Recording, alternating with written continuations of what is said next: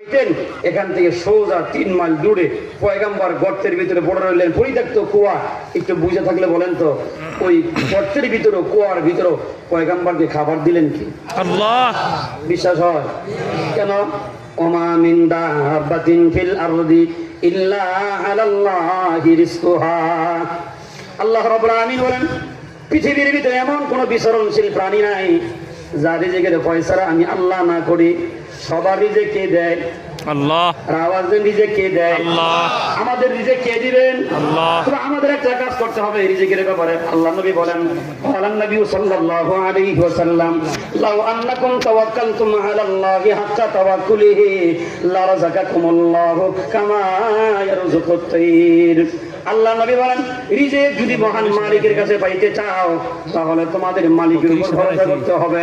যদি মালিকের উপর ভরসা করতে পারো, যেইভাবে ভরসা করা দরকার, রিজিক নিয়ে টেনশন করা লাগবে না।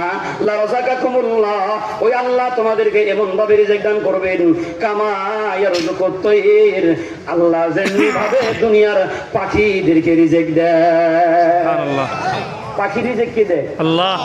কারণ পাখির ভরসা আল্লাহ। নবী বলেন, তাকদু খিমাসা ওয়া তারুহু বিতানা, এই পাখিগুলা পেট ভরা ক্ষুধা নিয়ে সন্ধ্যায় বাসা থেকে বের হয়।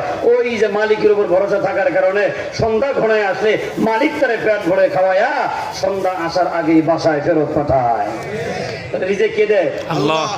আল্লাহ। তাহলে পয়গম্বর ইউসুফ আলাইহিস সালাতু ওয়াস সালাম এমনি নবী, দামি মানুষ, ব্যবহার সুন্দর, আল্লাহর পছন্দনীয় বান্দা, রিজিক কে দিবেন? আল্লাহ। রিজিক কে দিবেন? আল্লাহ দিবেন। তখন পয়গম্বর বসে আছেন, উপর থেকে আল্লাহ তাআলা রিজিক পাঠাচ্ছেন, পয়গম্বর বসে বসে রিজিক খাচ্ছেন। 3 দিন কয় না 3 রাত, 3 দিন 3 রাত। তখন পয়গম্বর সেখানে খাইতেছেন। তৃতীয় দিন আসরের নামাজের পরে মাগরিবের নামাজের আগ মুহূর্তে এই সময়ের ভিতরে বণিকের দলেরা অনেক দূর থেকে দেখলেন, অনেক দূরে পাখি দেখা যায়, পাখি ওড়ে। আর ব্যবসায়ী কাফেলা যদি তারা দেখতেন যে কোনো জায়গায় পাখি ওড়ে, তারা আন্দাজ করতেন যে সেখানে পানি আছে। এই পানির সন্ধানে দৌড়াই গেলেন। যাওয়ার পরে দেখে একটা কুয়া দেখা যায়, বালতি ছেড়ে দিলেন।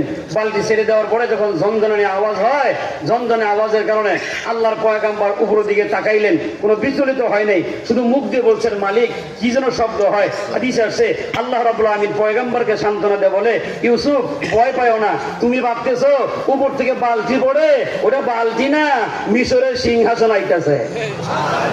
সুবহানাল্লাহ বলেন, সুবহানাল্লাহ।